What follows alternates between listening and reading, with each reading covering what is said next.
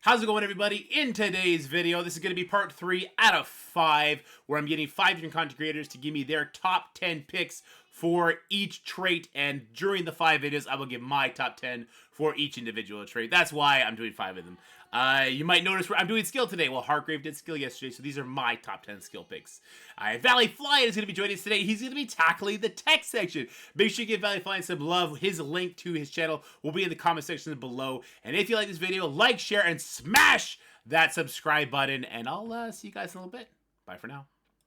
And as promised, guys, I got the one, the only, the Valley Maniac himself. Woo! How's it going, man? What is up, dorky dad maniacs? I think we just call them dorks. You got the cool Dorks. one. What's up, dorks? All right, man. So obviously we got this event going right now. The level cap just changed. We're now starting to see what the stats are looking like. It looks like it's going to be 20% health, damage, and armor across the board from level 95 to 100. So big jumps. So it kind of dictates a little bit more of the characters that we think. Now you're just learning that information now. I'm also gonna let you know focus and resistance. They only get a 4% bump. From 95 to 100, so nothing crazy. Oh, that's gonna be awesome for the extra resistance in the incursion raids. Yeah, that's awesome. yes, I love that. So I tasked Valley with giving me his top 10 tech, and in true fashion, Valley said, "No, I'm gonna give you the amount I want to give you." So let's break it down. Let's talk about your top 10 tech characters. There's two main teams that I cannot leave off of this, but the first two picks are pretty obvious. The first one is Kestrel. Yeah. Double tag. If you're racing to 100, instead of doing 100 characters, you could do 98 characters and all that stuff. So Kestrel gives you sections for tech and skills. So yeah, it's obvious. She's a mythic character. You're gonna need her for Dark Dimension 7. Part of the Pegasus team. Great in raids. Great in Crucible. Great in War. This character, pretty much every game mode except for Arena, this character is gonna give you some value. So yeah. This is a no-brainer. Yeah, and as like the first official Scopely character, they're gonna keep her relevant forever. She's just a fun character too, right? To watch her ping people to death instantly. I love that. I love that about her. Yeah. What do we got for number 2? All right, so the number 2 is probably a very, very obvious pick as well. The other double tag character in the game, that's why I wanted to do the tech section, is Dr. Doom. Very, very easy to pick. He's gonna give you bonuses and not just tech, also mystic. So another less character that you need to bring for either of these, but Dr. Doom is great. Getting more and more relevant nowadays. He also has that mythic tag, but very relevant nowadays in Cosmic Crucible.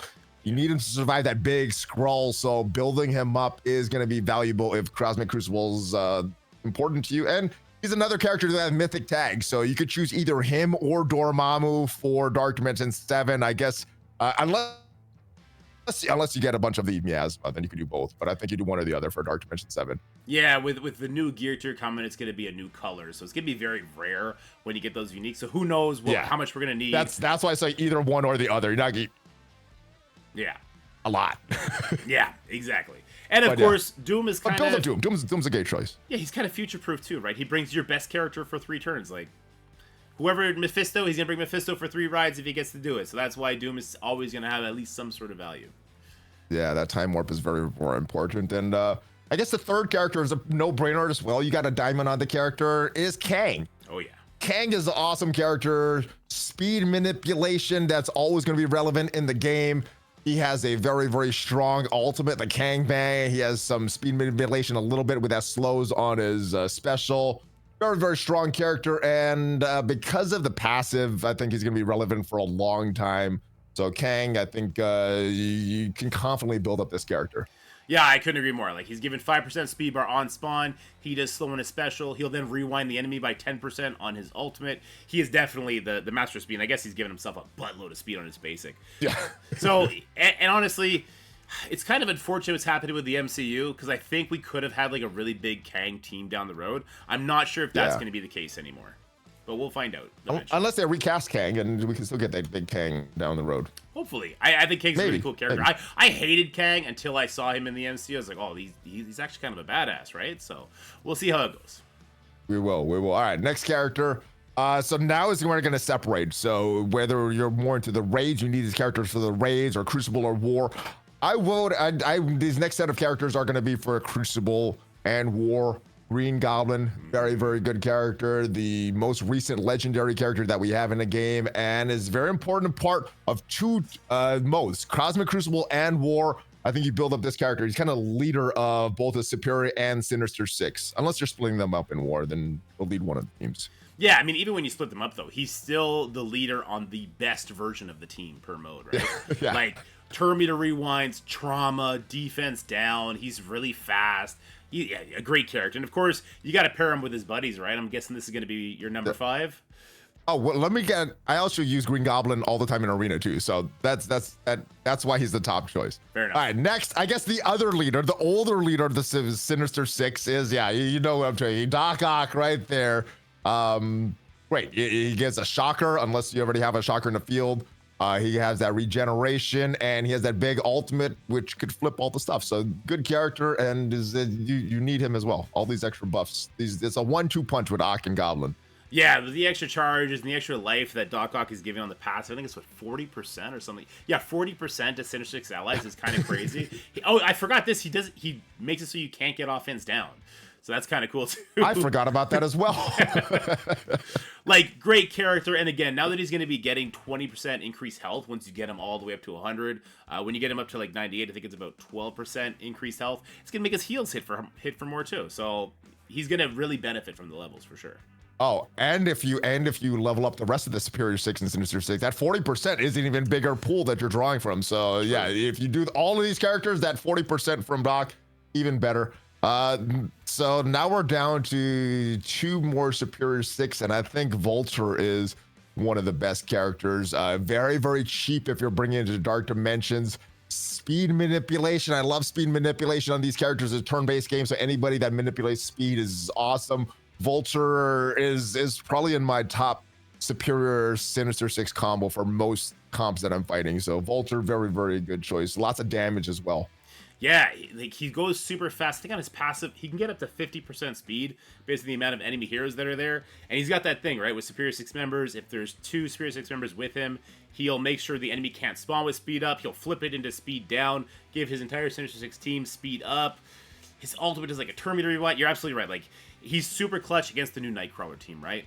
With Nightcrawler, you need to stop him from doing his thing. Otherwise, you're just screwed. Yeah, the Superior Six combo I use against the Extreme X-Men is Lizard's out and Vulture's in, because that speed manipulation is very, very good. You know what? And let's if they made Lizard look like Spider-Man the animated series and not like some mutated Teenage Mutant Ninja Turtle villain, we probably would want to use him more. Okay, fix the way he looks. Hey, they misstep sometimes. I mean, look at Crystal. Look at some of these other characters. They can't get them all in everything. So, you know, once in a while, if they do a character like Lizard or Crystal, whatever. Most of the characters look pretty good in this game. All right, and then we're going to finish off the Superior Six because Crucible, I think, is an important mode. Yeah, Slayer. Very good. He is in the team that counters the X-Men for me. So yeah, good. He has a AoE attack opening move. He has a big damage attack in his ult, and you can't blind him if you got the charges right. I think he has the extra accuracy if you do the passive on the T4. So not that it matters because it only affects him, but it's not as in Crucible, when a character has offense up, gain 100% accuracy. So yeah. Yeah, and so I think that's a direct call out to Spider-Weaver, because then his ultimate, Spider-Weaver being a Spider-Verse character, he gets the energy turn 1, he could alt-turn, and that just kills her, and then her charges aren't affecting everybody else. I think that's where that shadow came from. So he's going to have additional value if Spider-Weaver ever becomes a problem again. Now, I agree with that, and he's like pure damage based. There's also this very interesting Lizard, Shocker, Slayer, and Electro team that people are using against Infestation War, so you can get used from him there as well. So I really like the Slayer pick as well. Again, I think he's a character that looks super dumb, but I like the pick. I like what he does mechanically. The trash can. I mean, how can you hate on a trash can? Yeah, and then I guess your next 4 characters, they all fit the same sort of bill, right? So why don't you talk to me about the Pegasus team? They're all Pegasus. They're all for the raids. Now for these characters, you're only gonna be able to as big as you need for the raids. Once you're in the raids, you may not need to take these characters to level 100 because maybe you're already smashing whatever raid you're doing. But yeah, Rescue is probably the top pick. Once Rescue dies, the team kind of falls apart. It's not very good in the raids after that, not very good in Crucible after that, but if Rescue survives, they're still very, very good. And obviously they are a raid team, and Rescue is probably the top after Kestrel of this team. So that build her up, build her up. Yeah, I agree. And now that we know the stat jump from 95 to 100 being armor and health up to 20% addition, that's huge for her, right? To make sure she survives. Yeah, all that health, yeah. So I like that. Then we got this handsome guy. So this guy's on the team. I rated him last because he is the damage of the team, but I like the speed. I like the ability energy that the other two characters did. But yeah, you definitely want to build this character up as well. Like I said, he's the damage of the team. So if you're missing damage, you want more damage, maybe you upgrade him before some of these other characters. But yeah, very, very good character. He's part of the Pegasus, so you kind of got to build him up by default if you're not smashing the raids. That's it. All right, Dark Clock on this ability energy. This is the battery of the team right here. This is the character that I took into the Kiln Tower a couple weeks ago, along with Kestrel and Rescue. So in my opinion, this is the third most valuable character because of the ability energy that he distributes. So yeah, this is my third pick in that team. Yeah, he definitely helps you go from node to node very, very healthy. And then the final member of the team to round out the Pegasus. This is his 11th pick. You need it for speed. This is his 11th pick, guys. I gave him 10. Yes. He said no. No. Iron Man's my 11th pick. This is my 10th pick right here. Okay, fair enough. Iron Man's the honorable mention. This is the one. You need a speed. The team didn't work before she came out. As soon as she was released to the game, the team started working. So yes, she's very, very valuable. Yeah, in raids it's crazy, right? Like she's giving 75% speed to all of them. Like I'm honestly, because of her kit, I'm terrified of what the tech section is going to look like that has to phase out the Pegasus team. Like that's going to be a little spooky, right? When you think about it down the road. It'll probably have like some specific thing that one specific character is going to take care of or something like that. Because this is going to get too crazy if they keep building on this. Yeah. It'll have to do some like specific counter just so it doesn't get super crazy in like years after this. Yeah, I have a theory that Mephisto is going to stop speed bar generation.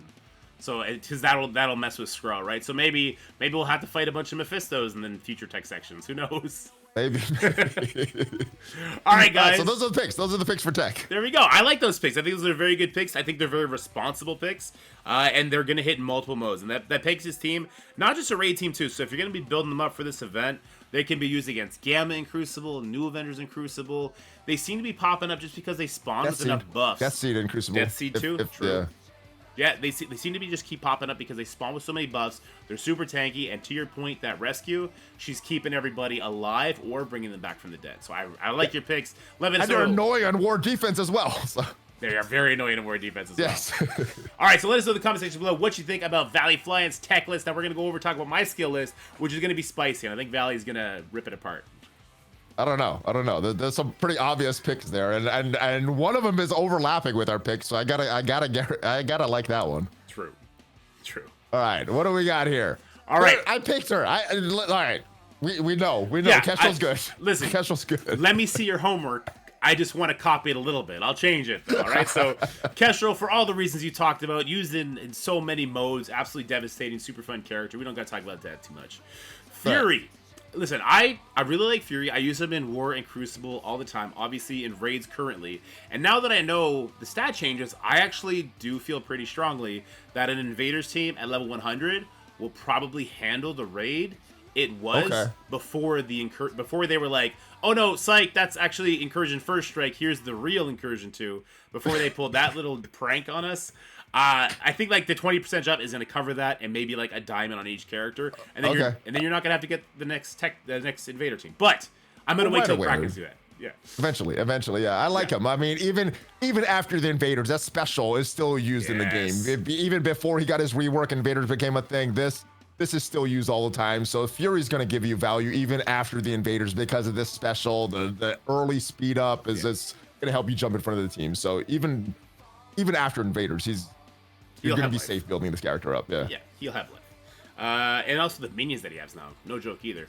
This one is going to be a little controversial. So I actually got Nakia and Akoi on here for the same reason. The skill section is a little thin unless you go super hard on the Invaders. Like, it's not super crazy here. I saw some hand characters down there. You wouldn't build them up at the first. Hard pass. Okay. But the War Dogs, I use them every day in War. Well, not every day. I use them every War. And in Crucible, they're kind of like my 7th team that I'll pull on if I need to do a cleanup. Or if they put something silly on defense, and I could use my War Dogs there and save a better team and maybe make some sort of super team for whatever super team they put on their defensive side. I like those modes. I put a lot of my resources into those modes. And the War Dogs, they're falling off, but they're not off yet. Like, these are the first characters that I would probably start peeling off. How are your War Dogs looking? And are you using them every day? I wish I had the resources to build them up. You know, they're a good team. They're good in Crucible. They're good in War. They're not great like they used to be, but they're good in both modes. I just don't have the resources to build them up. So if I had the resources and I built up other characters, I would build them up. But yeah, they're in my list of I wish I had the resources to build them up kind of thing. But yeah, they're good. They're good where you use them. Right on. And obviously, I'm not going in any particular order. Black Cat's on this list. She's probably the second no-brainer on this list. I think like Kestrel and Black Cat are the only two, like, oh, these are the skill characters that you're going to bring up no matter who you are, right? Black Cat, she's got that turn 1 stun trauma with a fast speed, one of only 3 characters in the game that could do that. She strips off charges at the same time. She's on that Secret Defender team, which was the Arena team, which now flexes in War and Crucible, probably for the next year plus to come because of all the speed stuff they do and because Robbie Reyes is on the team. What's your Black Cat looking like? You got yourself a 7-star yet? Is she 7-star? I have my tech pickled up. Hold on. Let me go into my roster there. And Black Cat is 7-star, 7 reds also. So how are you enjoying your Black Cat? Has she been very effective for you in the game? She is. She's you know, there's 2 teams that I use in Arena. She's on one of them, and there's 2 defenses I see in Arena all the time. She's on one of them. So it's, you know, not on every single Arena battle, but she's involved there. And yeah, very, very annoying Kaiser Crucible Room 1.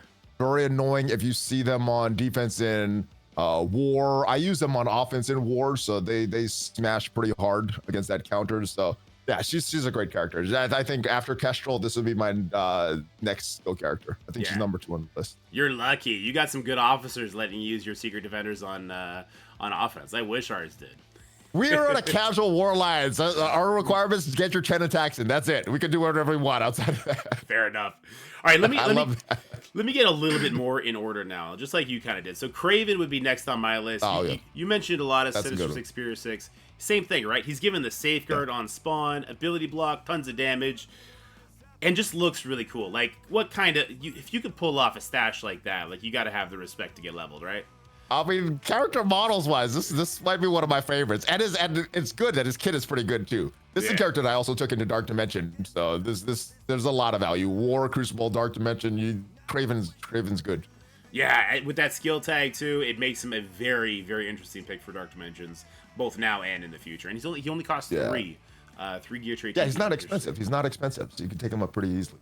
All right, let me talk about the next character that I think is a no-brainer, and that's going to be Ronin, because I really, really built into the new Avengers team, and they can take out multiple Skrull teams in War, and they're not a bad team in Crucible if you throw Fury in there and get Coulson to delete somebody. Now, Ronin is going to be one of the nukers on the team when he opens up with that ultimate. He hits a bunch of times. If he's super big, now that we know the stats, he's going to be heavily weighted into the damage portion of it. Him getting a kill, and does that make it a permanent kill on the ultimate? No, but he'll blind them if they were to revive. He's just a very, very powerful character, and because the skill tag is a little limited, it's a little bit easier to throw him on. What's your experience with Ronin? Ronin's great. I have the new Warrior or new Avengers on offense, and I find a new Avengers and I do a mirror match. That's what I use them for because they're tricky to beat with some of the other teams. I don't have them built very big, especially Ronin, because he takes that osmium, so the gear's a little tough for him. But you know, definitely you could get the levels up if War is something important to you. I don't really use these guys outside of War. Sometimes I see them on defense in Crucible. So for me, this is just a War team. There's kind of priority like the Wakandans. You know, I'd like to build them up. I just don't have the resources to build up the new Avengers too much. But yeah, he's a great character, a very important part of the team. Yeah, see, I'm kind of waiting for the other shoe to drop. I'm waiting for my friend who sent me all the information about the level increase to stats. I'm waiting for him to see if he can do the skill section very reliably. And if he can't, I'm almost going to take 4 of these characters off and just slap the invaders in there instead. But... yeah, that's a good point. If at level 100 they can do the skill section, incursion to, yeah, maybe they get a big bump instead of some of these characters. Yeah, because I see 4 right out the gate that I almost want to pull off. And Gamora is actually one of them. I love Gamora. Listen, Infinity Watch, great. Safeguard, defense up, immunity. Very good at sap and efficiency, but because they're so good mechanically, I don't think you're going to see stat reworks to these characters anytime soon. They do have 2-year-old stats, and they're only getting older. When we're seeing the type of characters come out with their new stats, like Gambit's health now is, I don't know, like 70 million or something stupid like that. Eventually, it's not going to matter that they spawn with defense up. So many characters now are chewing through defense up anyway on a lot of their abilities. They're introducing things like Mysterio, who takes the immunity off, so you can cover them in defense downs and ability blocks. Apocalypse, obviously, that's a very unique character, but he takes the safeguard off. Who knows if we're going to get another character like that. I'm not saying Infinity Watch are done, because she still makes my list, because the team is still very effective on the efficiency side, right? It's just they're kind of in their twilight years. I got to think. No, this is an old team, but they're still relevant because that safeguard, the immunity that they spawn with, and that very early evade that Nebula gives them. Yeah. This whole team is going to be relevant for a while. Now, how long would that be? You mentioned their stats are very, very outdated, but their kits, their buffs that they put on, they make it tough to beat them, especially with the revive onces for Nebula, Gamora, Adam, Warlock. They just super sap your efficiency in Crucible. So I think that no matter what the rules change are, they still will have a role in Crucible on defense because of the efficiency that they rule. Now, there are more counters to that. The Lizard or, one of the Superior Six can remove the revive onces, and you could get a little around that, but yeah, this is a good pick. Yeah. The Infinity Watch is a good backup character. I put them in like the Wakandans and New Avengers category. Yeah. And then this one, you may not agree with this one at all. Taskmaster. So it hurt to put him and the next character on here because this guy is a war offense only character. Right? Like Underworld had a brief moment of Crucible. That's never going to happen again because now we have more Crucible teams. But Taskmaster with the Underworld team beats the Extreme team in war when the Extreme team is really big. They do huge punch-ups. That's it. It's just because he has a skill tag. Okay. It's not, he's the damage of the team. So now that we get higher damage on the levels, it makes sense for me for that one match 3 times a week to do it. Nobody else thinks like that except for super duper competitive war alliances. Yeah, I'm not super competitive in war. Underworld is another team. I wanted to build them, never had the resources, but that was like many, many teams ago. So never really built up Taskmaster, the rest of these guys. I did bring up negative for Dark Dimension, but Taskmaster is great. I wish they would have had a diamonds for him this week because I already have a diamond on my Weaver, and I would have liked to get some diamonds on Taskmaster. But it's a good pick if you already have a lot of the normal teams built. I think this is a luxury pick if you're working on Underworld. Yeah. Then and specifically War, because outside of War, I don't see a lot of value for that Underworld team. But if you want to build something for War, here's the damage of the team. Well, if you think that's low value, let's talk about Shang-Chi. I actually like Shang-Chi better than Taskmaster. I still use him sometimes in Cosmic Crucible, that's why. So I do too, but he's not the main character of the team, right? He's there to like do a 10% rewind, do a little bit of damage. He's got 120 speed, so he kind of gets in there at the very end to maybe put the finishing touches on somebody. The reason Shang-Chi, I put him on this list, again, skill tag. Hopefully the invaders will be able to clear the raids at level 100, and he's going to come off it. But in War, I would also say, if you have a giant Shang-Chi and smaller Heroes for Hire, lots of people, they get blinded just by the power number of the team. They don't look at the gear tier of the characters. Yeah, that's true. And then Shang-Chi, all of a sudden, he's like, oh, by the way, boom, you're gone, right?